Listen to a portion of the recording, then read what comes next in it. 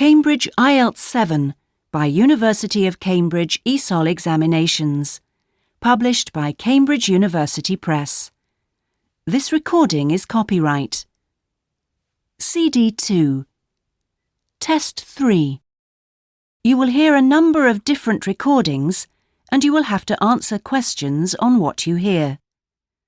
There will be time for you to read the instructions and questions, and you will have a chance to check your work. All the recordings will be played once only. The test is in 4 sections.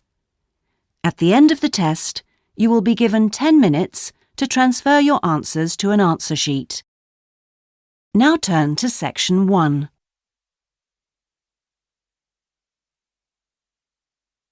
Section 1. You will hear a conversation between a student and a job advisor.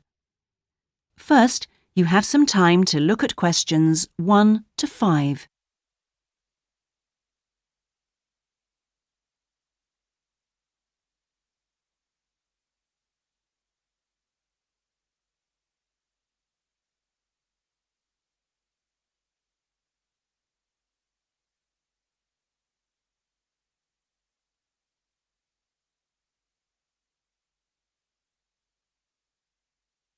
You will see that there is an example that has been done for you. On this occasion only, the conversation relating to this will be played first. Good morning. Oh, good morning. Is this, room number 26? Yes, that's right. So, is this the Student Job Centre? It certainly is. How can I help you? Well, actually, I'm looking for a job, a part-time job. Do you have anything available at the moment?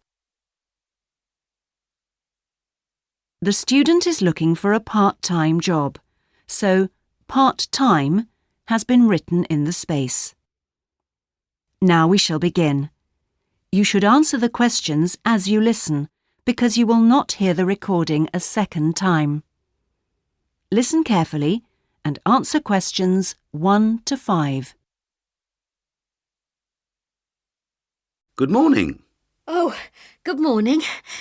Is this, room number 26? Yes, that's right. So, is this the Student Job Centre? It certainly is. How can I help you? Well, actually, I'm looking for a job, a part-time job. Do you have anything available at the moment? Yes. Are you a registered student? I'm afraid this service is only available to full-time students. Yes, I am. I'm doing a degree in business studies. Here's my student card. Which year are you in? Well, I've been at uni for 4 years, but I'm in the 3rd year because I took last year off. Right. Well, let's just have a look at what positions are available at the moment. There's a job working at the reception desk at the sports centre for 3 evenings a week. That's Wednesdays, Thursdays and Fridays. Oh, that sounds like fun, but unfortunately I have evening lectures, so that's not possible, I'm afraid. Is there anything during the day? OK, that's no good then. What about cleaning? There's a position for a cleaner at the childcare centre. Right. But you'd need to be there at 6 a.m. Does that appeal? 6 o'clock in the morning? Ooh, that's far too early for me, I'm afraid. I'd never make it that early in the morning. Well, there was a position going in the computer lab for 3 days a week that might be OK. Here it is. No, it's in the library, not the lab. Clerical assistant required. I think it mostly involves putting the books back on the shelves. Oh, no, hang on. It's for Wednesday and Friday evenings again. No, I can't manage that because of the lectures. OK, I'm getting the idea. Look, I'll just get a few details from you anyway, and then we can check through the list and see what comes up. Before you hear the rest of the conversation, you have some time to look at questions 6 to 10.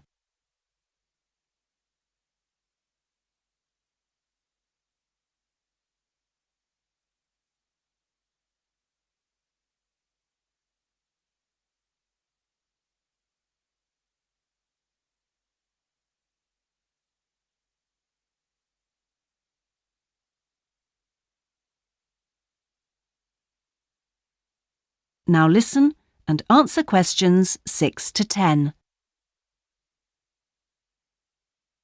We'll fill in the personal details on this application form first, if that's okay. Yeah, that's fine. Now, what's your name again? Anita Newman. That's Newman. And your address, Anita? I'm in one of the halls of residence for postgraduate students. You know, International House. OK, that's easy. What's your room number there? Room B569. No, sorry, B659. I always get that wrong. I haven't been living there very long. Do you have any other skills? Typing, languages, that sort of thing? Well, I speak some Japanese. Right, I'll make a note of that. Now, let's see what else is available. What do you think of administrative work? There's a position for an office assistant at the English Language Centre. That sounds interesting. It's for 3 days a week, Monday, Friday and Saturday mornings. Interested? I was hoping to have Saturdays free, but I need the work, so... Can you tell me what the job involves? Yep, sure. It says here that you'll be required to deal with student inquiries and answer the phone. I'm sure I can handle all that without a problem. Great. Well, would you like me to arrange an interview for you? Say Friday morning around 10? Can we make it a bit later? Unfortunately, I've got something to do at 10. Would that be okay? Not a problem. How about 11:30? Hope it works out for you, Anita. Me too. And thanks for all your help. That is the end of section 1. You now have half a minute to check your answers.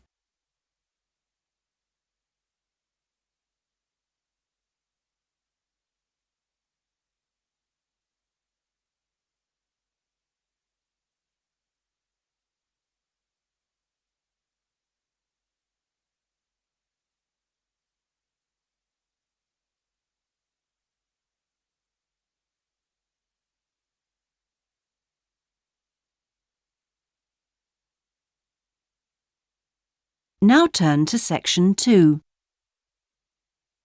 Section 2.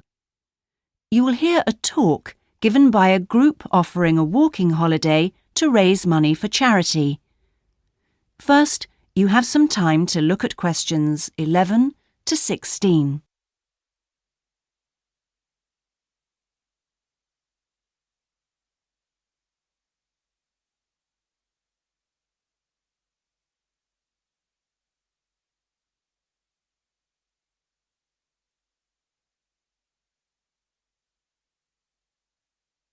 Now listen carefully and answer questions 11 to 16. Good morning. I'm very pleased to have been invited along to your club to talk about our charity-sponsored walking holiday for education aid. I'll start by giving you a brief overview of what it entails. First of all, let me explain what we mean by sponsored here. This is where people promise to donate money to the charity if you achieve your goal. In this case, to walk a certain number of miles. Basically, we are organising a 10-day holiday from the 6th to the 16th of November, with 8 days actual walking, trekking in the Samira Mountains. Let's have a look at some of the details. We require you to raise sponsorship money of at least $3,200, paying $250 of it up front as a deposit, and the rest in stages throughout the year. Out of this, about 35% will go on your expenses, and that leaves 65% guaranteed to go to the charity. Which brings me to the most important part. This trek is being specifically organised to help education in the Samira region. Last year, we helped train teachers for the disabled, and this year we're focusing on the pupils. Each of the walkers' sponsorship money will go to help an individual special needs pupil in one of the mountain schools. In the second part of the talk, I'll be giving you a lot more details. But back to the basic information. Age limits. This is the second time we've run this kind of holiday, and on the first we even had an 80-year-old. But we found it was wise to establish limits this time. You have to be at least 18, and the top limit is now 70.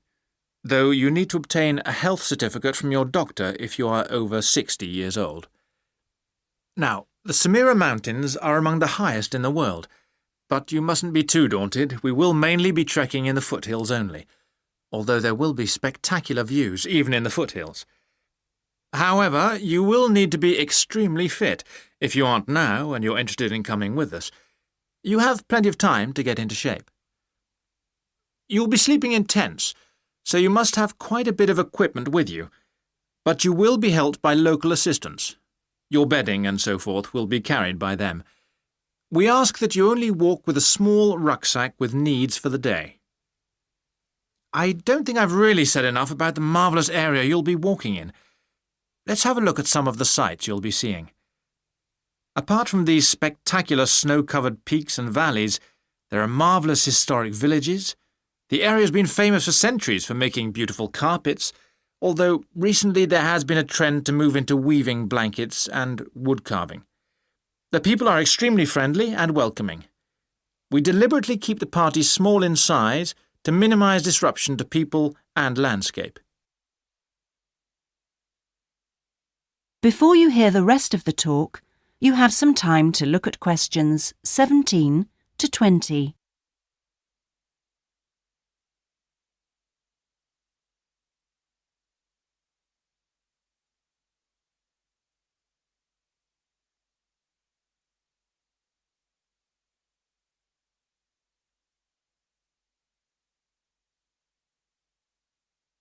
Now listen and answer questions 17 to 20. I hope that there are still some people interested. I will be distributing leaflets at the end where you can find out more information. But just for the moment, I'll outline the itinerary, the main high points of the holiday.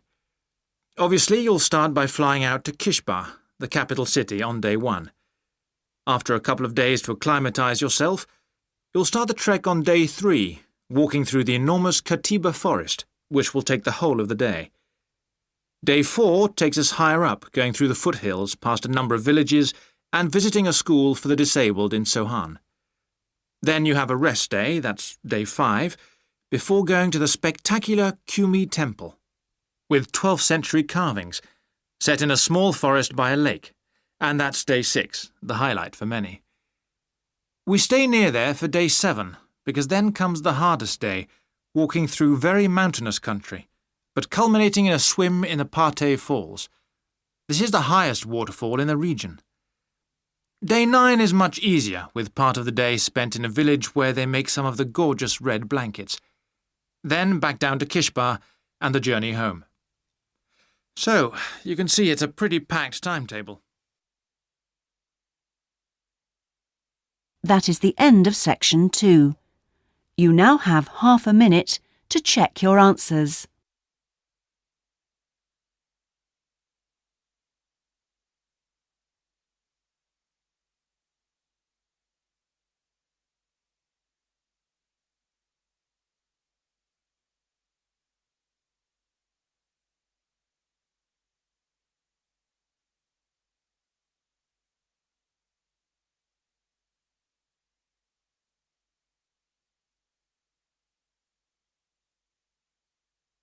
Now turn to section 3. Section 3. You will hear part of a seminar on ocean research given by a climate scientist. First, you have some time to look at questions 21 to 25.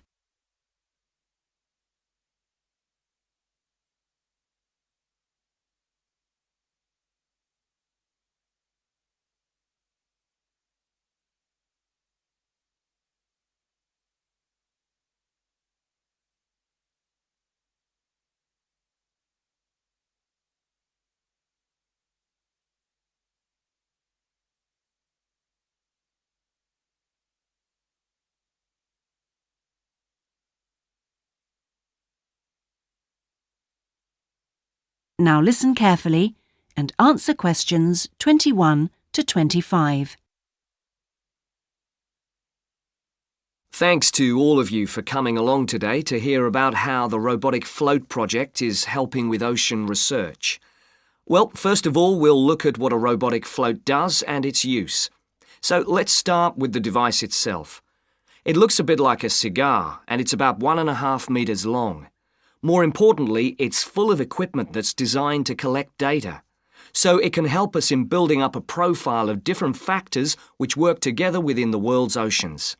Sounds like a big project. Isn't it too big for one country to undertake? That's quite true, but this project is a really good example of international cooperation. Over the last 5 years, scientists from 13 countries have been taking part in the project and launching floats in their area of ocean control. And next year, this number will rise to 14 when Indonesia joins the project. That's impressive. But let's move on to how floats work. The operational cycle goes like this. Each of the floats is dropped in the ocean from a boat at a set point and activated from a satellite. Then the float immediately sinks about 2,000 meters. That's 2 whole kilometers down in the water. It stays at this depth for about 10 days and is carried around by the currents which operate in the ocean at this level. During this time, it's possible for it to cover quite large distances, but the average is 50 kilometers. So, what is it actually recording? Well, at this stage, nothing. But as it rises to the surface, it collects all sorts of data. Most importantly, variations in salinity, that's salt levels, and the changes in temperature, a bit like underwater weather balloons. Then, when it gets back to the surface, all the data it's collected is beamed up to the satellite. After about 5 hours on the surface, the float automatically sinks, beginning the whole process again. What happens to the data? Well, the information is transferred direct to onshore meteorological stations, like our one in Hobart, and within 4 hours the findings can be on computers, and they can be mapped and analysed. Before you hear the rest of the seminar, you have some time to look at questions 26 to 30.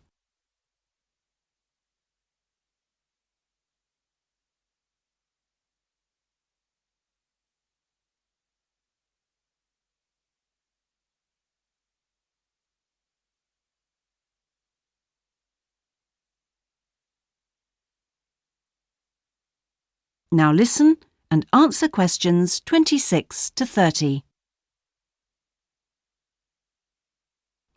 You say you're building models of the world's ocean systems, but how are they going to be used? And more importantly, when? Some of the data has already helped in completing projects. For example, our understanding of the underlying causes of El Niño events is being confirmed by float data. Another way we're using float data is to help us to understand the mechanics of climate change, like global warming and ozone depletion. That's part of an ongoing variability study, but the results are still a long way off. However, this is not the case with our ocean weather forecasting.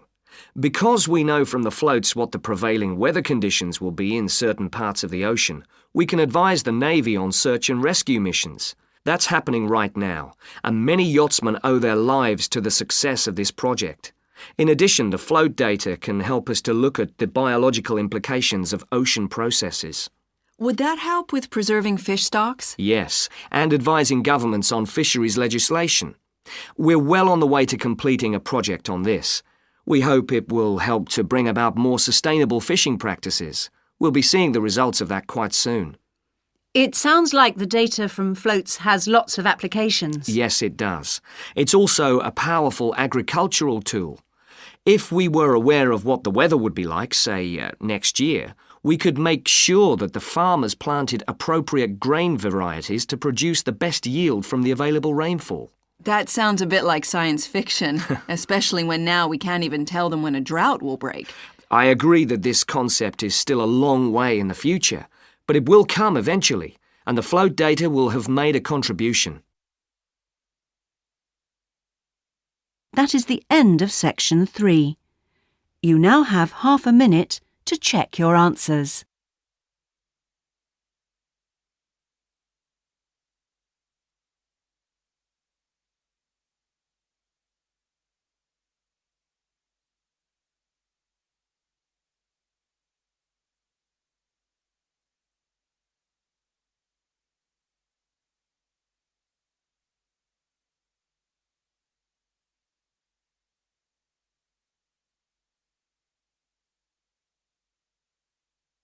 Now turn to Section 4. Section 4. You will hear part of a lecture about hotels and the tourist industry. First, you have some time to look at questions 31 to 40.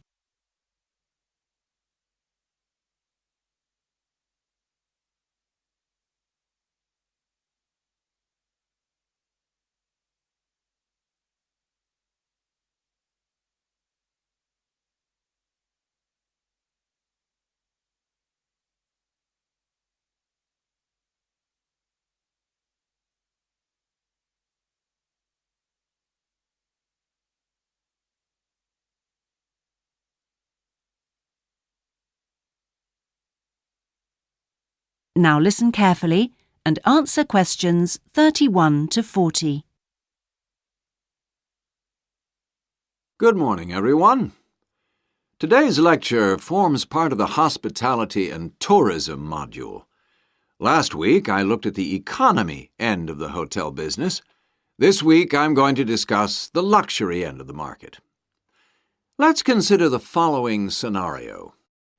You wake up in the middle of the night in a strange hotel miles away from home, disoriented most probably from jet lag, when even the most expensive surroundings can seem empty and dispiriting.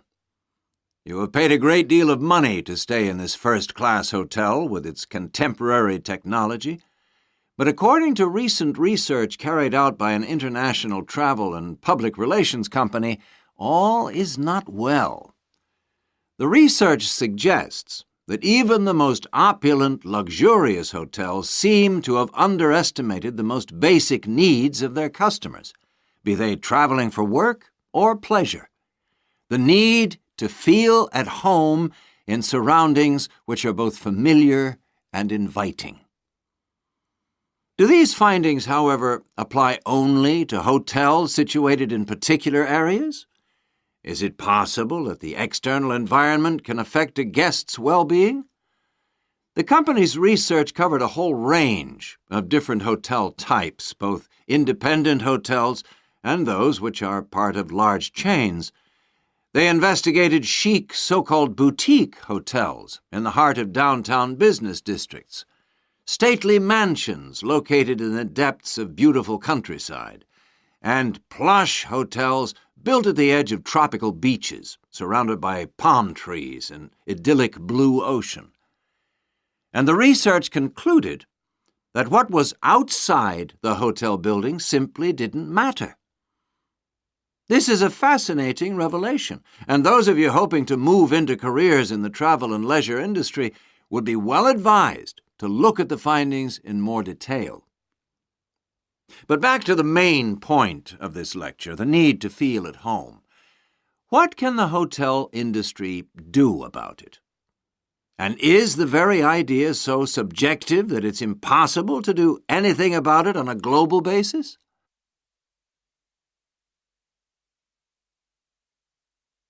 However, nothing stands still in this world. One company has come up with the slogan, "Take your home with you," and aims to provide clients with luxury serviced apartments. Those in the business travel industry maintain that these serviced apartments dispense with all the unwanted and expensive hotel services that business travelers don't want, while maximizing the facilities they do want. For example, not only sleeping and living accommodation, but also a sleek modern kitchen that allows guests to cook and entertain, if they wish, at no additional cost. The attractions of such facilities are obvious, and it'll be interesting to see whether the company manages to establish a trend all over the world and make a lasting impact on the luxury accommodation market. Now, finally, I want to consider the psychology underpinning the traditional holiday hotel industry. As a hotelier, how do you go about attracting people to give up the security of their own home and entrust themselves to staying in a completely strange place and sleeping in an unfamiliar bed? Firstly, hotels exploit people's need to escape the predictability of their everyday lives. For a few days, people can pretend they are free of responsibilities and can indulge themselves.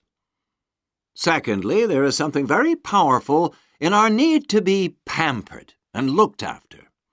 It's almost as if we returned to being a baby when everything was done for us and we felt safe and secure.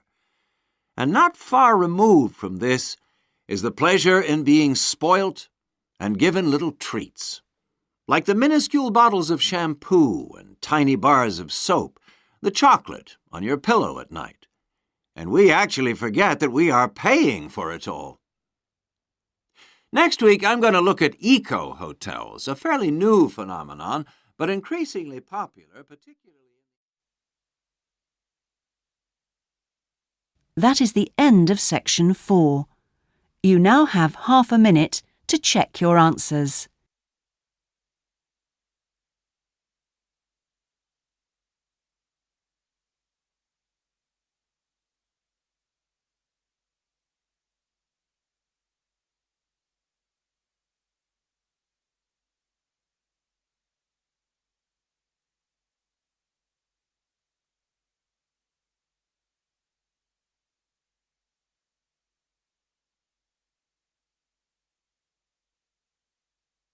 That is the end of the listening test. In the IELTS test, you would now have 10 minutes to transfer your answers to the listening answer sheet.